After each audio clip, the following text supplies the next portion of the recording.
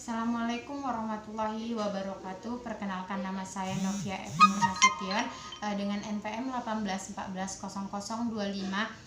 Di sini saya akan menjawab pertanyaan dari Ibu Sartika Rati Asmara selaku dosen pengampu dalam pembelajaran tematik. Di mana di sini saya akan menjawab pertanyaan dari Ibu tentang pembelajaran tematik ini seperti apa yang kita ketahui dari pembelajaran tematik tersebut.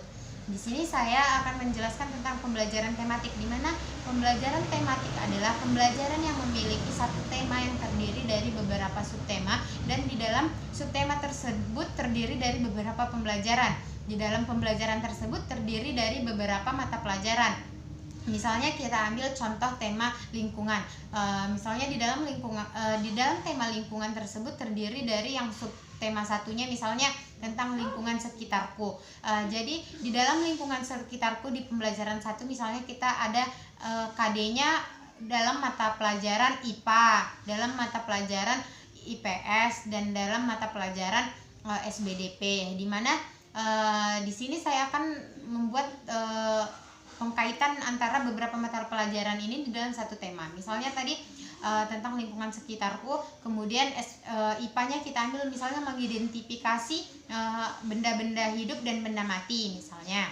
Benda hidup, kemudian anak-anak kita ini kita suruh coba dulu anak-anak ibu untuk mencari benda-benda hidup dan benda mati yang ada di sekitar sekolahku misalnya, di sekolah misalnya.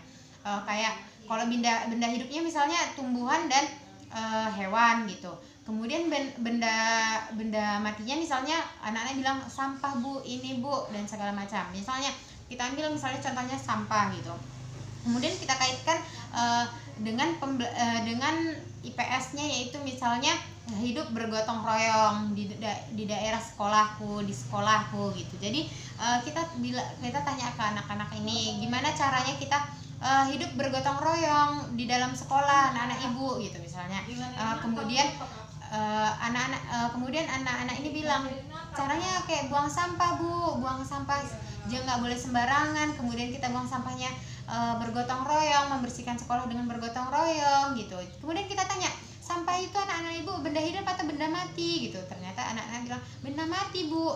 Nah di situ tuh sudah ada keterkaitan dari pembelajaran IPS dan pembelajaran IPA. Kemudian tadi ibu mau ngajak anak-anak ibu nih nyanyinya tentang misalnya lihat kebunku. Kemudian anak-anak sudah menyanyikan lihat kebunku. Kemudian kita tanya, anak-anak ibu di kebun tadi ada apa-apa aja gitu. Misalnya anak bilang bunga bu, dan apalagi kalau di taman itu biasanya apa gitu. Bunga bu, ada serangga juga bu, ada apa bu. Nah kemudian kita tanya, itu termasuk benda hidup atau benda mati anak-anak ibu? Kemudian teman-temannya bilang, kawan-kawan dan siswa kita itu bilang benda hidup bu gitu.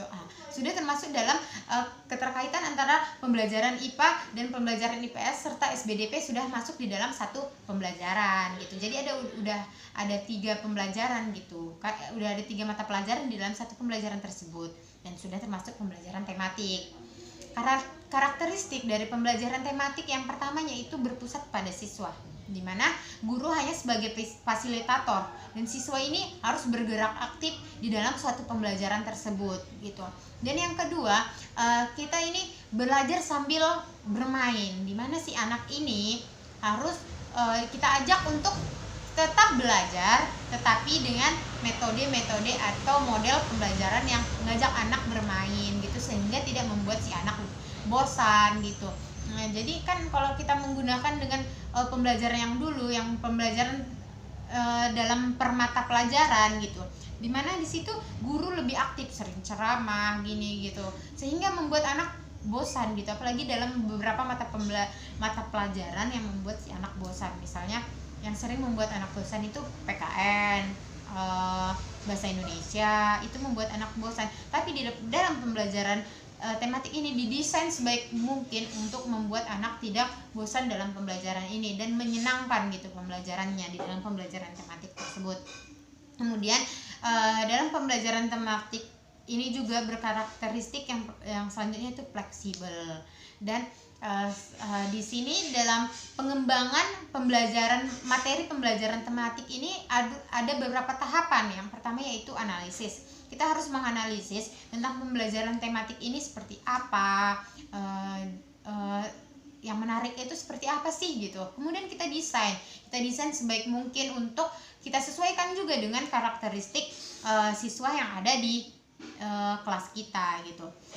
Kemudian dalam pembelajaran tematik yang ini ya, caranya yang pertama tadi kan analisis, yang kedua desain, yang ketiga deployment. Kita percobakan dulu, bisa nggak gitu. Kemudian implement, baru kita sodorkan ke anak-anak, kita sebarluaskan, kita kasih sama anak gitu. Kemudian udah kita sebarluaskan, udah kita kasih sama anak, udah kita lakukan penyebaran, yang kemudian kita evaluasi yang terakhir, yang kelima. Kita evaluasi gitu. Setelah kita evaluasi kan, kemudian kita mengetahui dong apa saja sih kekurangan desain yang udah kita buat tentang pembelajaran tematik ini. Apa aja sih kelemahannya yang sudah kita buat ini gitu. Bagaimana caranya biar bisa lebih menarik lagi pembelajaran tematik ini gitu. Kemudian cara mendesain pembelajaran tematik yang pertama yaitu pemetaan tema harus sesuai dengan SK dan KD-nya. Kemudian pembuatan jaringan tema, di mana jaringan tema tersebut harus ada beberapa subtema gitu. Jadi bukan sembarangan mendesain pembelajaran tematik ini, harus ada tahapan-tahapannya seperti yang saya katakan tadi, pembuatan temanya. Kemudian yang selanjutnya, metode dalam pembelajaran tematik yang biasa dilakukan yang pertama yaitu metode ceramah, di mana guru lebih awal berceramah gitu, misalnya ceramah gurunya, kemudian anak menyimpulkan, di mana kan ketika kita mengajak anak untuk menyimpulkan pembelajaran tematik ini, pembelajaran pada hari ini, otomatis akan mengajak anak untuk lebih aktif lagi. Kemudian yang kedua, metode yang biasa dilakukan yaitu metode diskusi, metode percobaan, dan metode simulasi. Itulah metode-metode yang ada dalam pembelajaran tematik. Cukup sekian penjelasan dan jawaban dari saya, kurang dan lebihnya saya mohon maaf. Assalamualaikum warahmatullahi wabarakatuh.